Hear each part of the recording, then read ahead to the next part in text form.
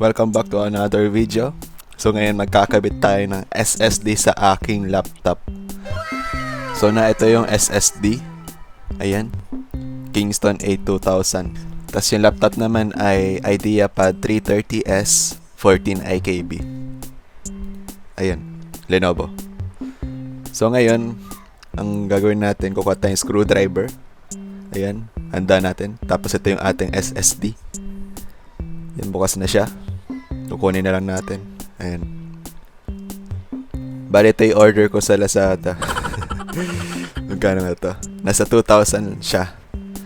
Yan, 250 gig. Siya ay Kingston A2000 NVMe PCIe. So sa NVMe siya kinakabit. May dalawang ori ng SSD. At tatlo pala bale. Pero yan yung specific dito sa laptop na ito. Meron SATA eh. Ganun. Tapos PCIe. Tapos yan nga, NVMe. So yun, ngayon tatanggalin natin yung mga screw. So yan. Ito yung una nating screw. Tapos tanggalin nyo lahat. Tapos ito na yung huling screw sa akin. Bale meron siyang 1, 3, 6, 10 na screws. Itong laptop na to.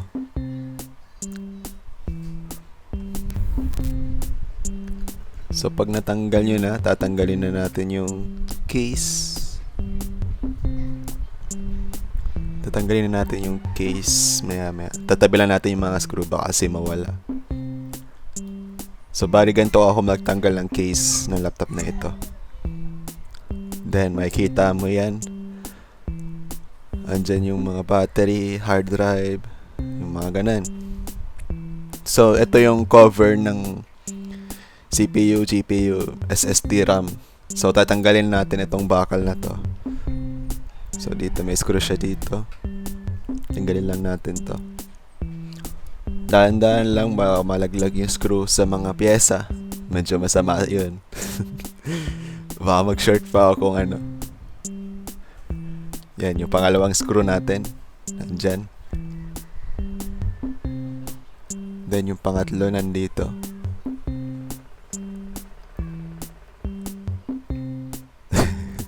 Tumba.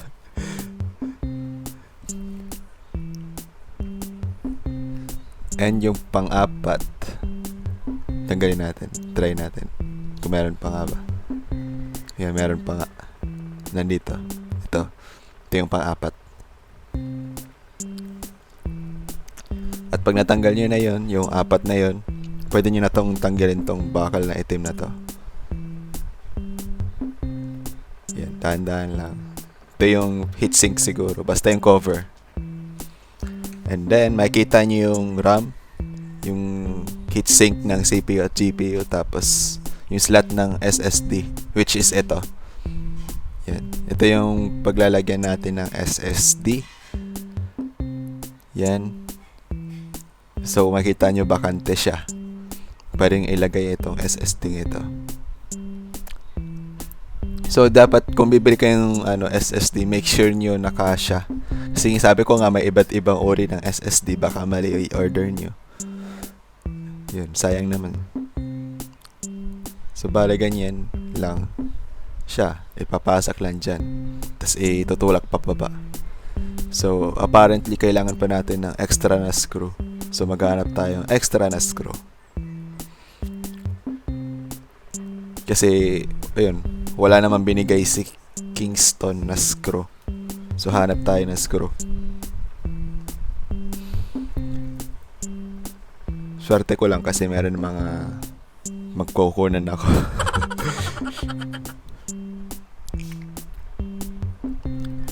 So pwede naman siyang walang screw. Na ito yung screw ko na nakita ko. Ayan. Pwede siya naman walang screw kasi meron naman yung bakal, pwedeng yun yung magtulak pababa nung SSD. Pero mas secure kasi pag may screw. Ayan, make sure nyo lang na syempre nakasya. Tapos naitutulak niya yung SSD pababa. So yun, higpitan lang natin to. Medyo mahirap lang. Kasi delikado kasi. Baka mag-short tayo or what.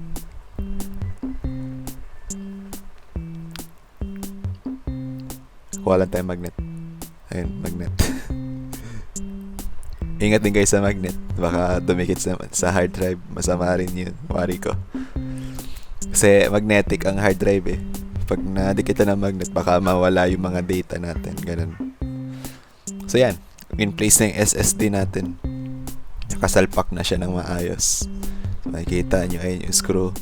Sineserve niya yung function. Tinutulak niya yung SSD sa maayos na lugar. Okay. Up next ay ibabalik na natin yung ating bakal, yung heatsink. Yung parang ano. So meron tong mga kanal na mag-hold sa bakal na to. Yung isa ayun dyan sa tabi ng heatsink, ayan. Sa tabi ng fan pala. Ayan. Kita niyo yan. Dapat sakto dyan. Tapos meron pang iba. Tuturo ko na lang kapag pagkasaksak na. Pagkasalpak nung bakal. So lagay na ganito yun. Dapat saktong-sakto yung pagkakalagay mo ng bakal. Meron dyan. Tapos sa baba. Tapos sa taas. Yan. In place na siya. Maayos na. So, yun, lagyan natin ng screw. Or, wait lang. Papakita ko sa inyo kung ano yung sinasabi ko, mga kanal. Yung mga nag-hold sa bakal.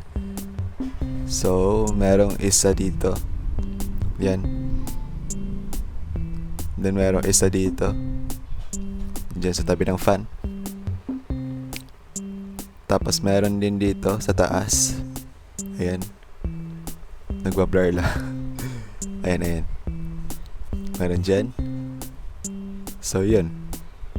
Yun yung, yun yung kailangan yung i-check kung tama yung pagkakalagay ng bakal. Okay. So, ngayon, kunin lang natin mga screw. Lalagay na natin yung screw nila. So, itong unang nilalagyan ko, malaki yung screw nito kumpara sa iba. Yan, yung screw dyan ay mas malaki. Kasi magkapalit-palit. Pero yung iba pare-parehas na. So yan, yun yung pangalawang screw natin. Lalagay lang natin. Tapos maya-maya, pagkabuhay ng laptop, papakita ko sa inyo yung about sa SSD. Siguro yung comparison ng SSD at HDD. Hard disk drive. Yun. Yung SSD ay solid state drive. So, lagyan lang natin yung mga screw. Make sure na nakalagay nila. Tapos yung tamang higpit, wag masyadong mahigpit, wag din masyadong maluwag. Yung tama lang. Ayan. Check lang natin ng kontihan. At I think ayos na siya. Nasa tamang lagayan na parang dati lang. Tapos balik na natin itong back cover. So, lagay lang natin, patong lang natin. Tapos diinan natin kada side. Ayan. Hanggang nakalubog na lahat. At tapos, yun, screw naman. Yung ating 10 screw. Lalagay na natin. So, pwede kahit saan magsimula kayo mag-screw. Tapos, basta ang importante, ma-screwhan nyo lang. Tapos, secure dapat yung laptop. Para hindi ito yung pangatlo. Pang-apat. Kunti na lang. Ayun. Masasubukan na natin yung SSD. Susubukan natin kung mabilis nga ba. Okay. Medyo excited.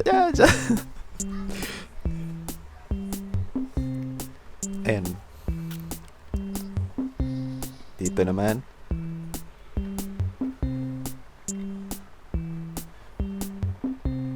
Okay.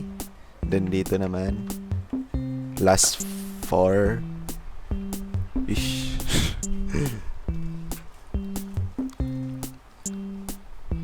Yan, dito rin dapat tama lang din yung higpit. Hindi maluwag, di rin masyadong masikip. Kasi pwedeng mabasag yung case.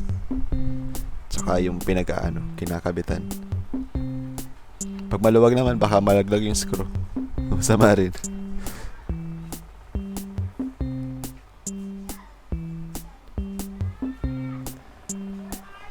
Okay. Then finally, isa na lang.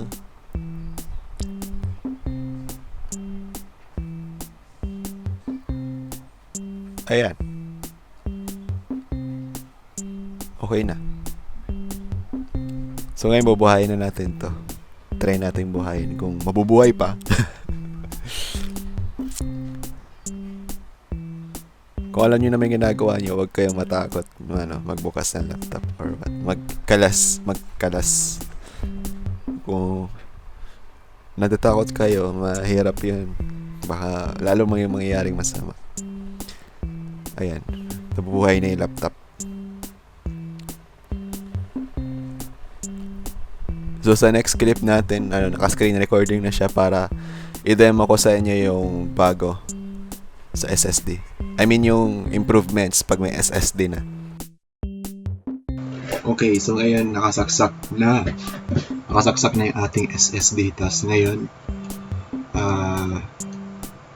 papaganahin na natin siya. So kung makikita nyo, wala pa dito yung ating SSD. Ito yung hard drive ko pa rin, itong dalawang ito. Tapos check natin sa task manager. Ayan, nakikita nyo, ito yung SSD natin. So wala pa siyang drive letter, kaya hindi pa natin siya nakikita dito. Feeling ko hindi pa rin siya formatted kaya ganun. So para magamit natin itong SSD, finally, punta tayo sa start. Then type natin disk partition. Yan. Tapos ito, pinutin natin itong create and format. Then next, antayin lang natin itong mag-loading. Tapos yan, makikita natin dito yung SSD natin unallocated ang nakasulat. So bali, ang ibig sabihin lang yan, hindi pa siya naka-format. At yun yung ating gagawin ngayon. Okay. So yun, right click lang natin to unallocated. Yan, right click. Then new simple volume. Next. So yan, lalabas yung assign a following drive letter. So di na lang, kasi yan yung default. Then next. Tapos yan, lalabas yan. Lagyan natin ang pangalan, SSD kunwari. Or kahit ano yan, bahala kayo. Yun naman ay kung anong gusto nyo. Then next, then finish. Then magpa-formatting na siya. Then dapat yan, magiging ganyan yung itsura nyo. So makikita nyo na siya dito rin. Pwede nyo na siyang lagyan ng files. Tapos kung gusto nyo, pwede na rin ilipat yung OS nyo dito, yung Windows dito sa SSD. So try natin mag-copy. Kunwari ito, kakopy natin. Space natin dito. Makikita nyo mabilis-bilis yung transfer natin kumpara lang sa 70-han. Try ulit natin. Ito na lang, malaki-laki ito Windows. Ako na sa SSD. Yan yung speed niya. Nakasulat dito. Yan, 33. 44, 181. Mabilis-bilis niya. Itong hard drive natin, medyo parsado. Kita nyo 100%. Kasi ito namang SSD, wala lang. Chill lang. Chill lang kumbaga. So, yun. I think makakatulong na itong SSD na to malabanan yung lag dahil sa mga mabagal na file transfer. Yun. Dahil sa mabagal na file transfer.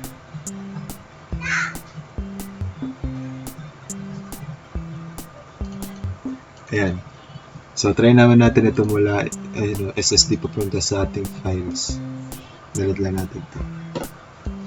Space. So, una parang nag-glitch siya.